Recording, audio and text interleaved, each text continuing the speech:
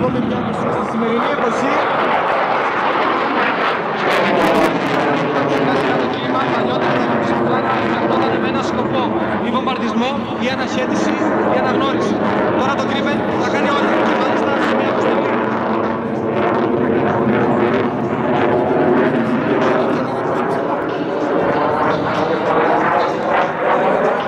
Βλέπουμε το Gripen να μας προσεγγίζει.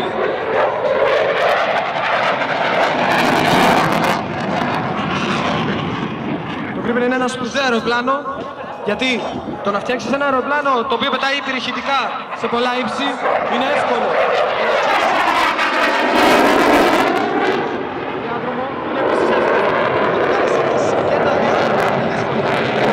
Θα κάνει και τα δύο.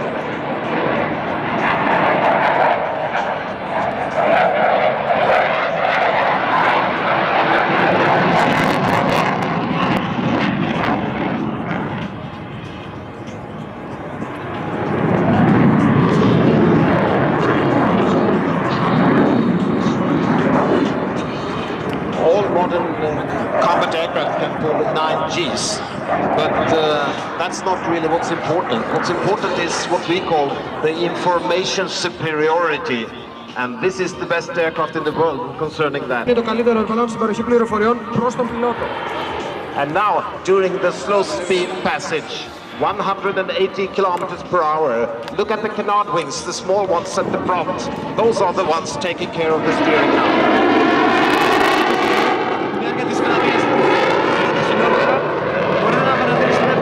Τα κανάρτς, τα μικρά πτερίγια δίπλα από την καλύβη.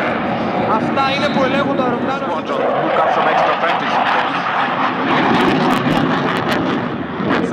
Επιλέχθηκε ανάμεσα στα αεροπλάνα που ήταν στη μοίρα εντελώς τυχαία.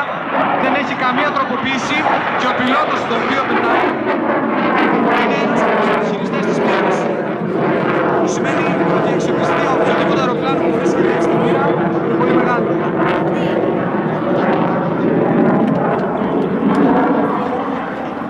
Ο Αρχάγγελος 2005 σε καμία περίπτωση δεν τελείωσε εδώ πέρα. Και μιας ο χρόνος περνάει γρήγορα όταν περνάει ευχάριστα, δεν θα προσγειωθεί τώρα, κυρίες και κύριοι. And look at the canard wings, the small ones at the front. As soon as the aircraft has touched down, the canard wings goes into the elephant ear position and becomes air brakes. Και τώρα βλέπετε πώς τα canard wings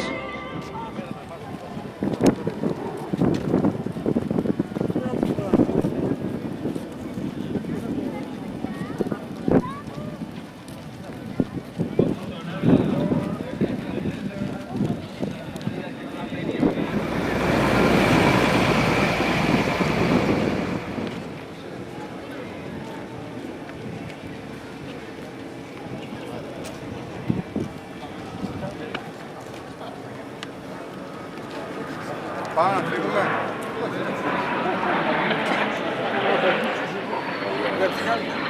Δεν κάνει.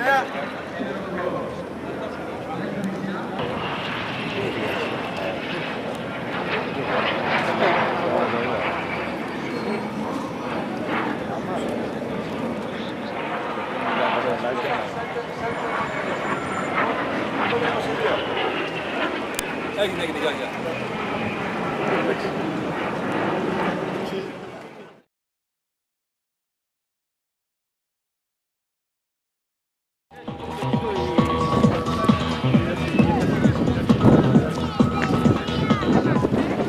Γι' αυτό και η φράση για μεγάλο αριθμό.